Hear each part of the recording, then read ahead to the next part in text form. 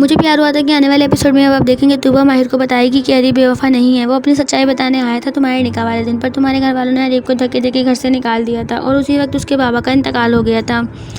वहीं माही साद के पास लड़ने पहुंच जाती है, जबकि जब तुम्हें मालूम था कि अरीब आया है और अरीब के बाबा की डेथ हो गई है और वो बेवफा नहीं था, वो अपनी सच्चाई बताने आया था मुझे उस दिन, पर तुमने मुझे नहीं बताया। सब कुछ जानने के बाद भी तुमने मुझसे निकाह कर लिया।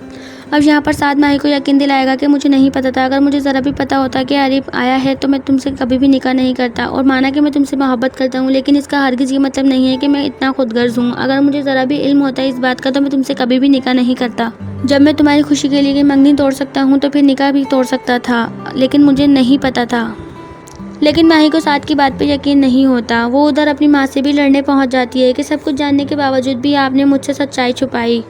अब वहाँ फ़हा अरीब को अपनी झूठी बातों में फंसा लेगी और माही की तस्वीर दिखाती है कि कहती है कि देखो ये साद के साथ कितनी खुश है, तुमसे सिर्फ टाइम पास कर रही थी। ये माही तुम्हारे साथ रहना ही नहीं चाहती थी। अगर वो तुम्हारे साथ रहना चाहती या तुमसे टाइम पास नहीं करती तो वो तुमसे बात करने की ज़रूर कोशिश करती, लेकिन उसने ऐसा नहीं किया क्योंकि वो तुमसे टाइम पास करती थी। अरीब भी अब फ़हा की बातों में आकर माही से नफरत करने लगेगा, जबकि अब माही के सामने अरीब की सच्चाई आ जाएगी कि अरीब बेकसूर है। तो दोस्तों, आप सबको क्या लगता है, क्या माही अब अरीब से मिलने की कोशिश करेगी? कमेंट सेक्शन में हमें बताएं।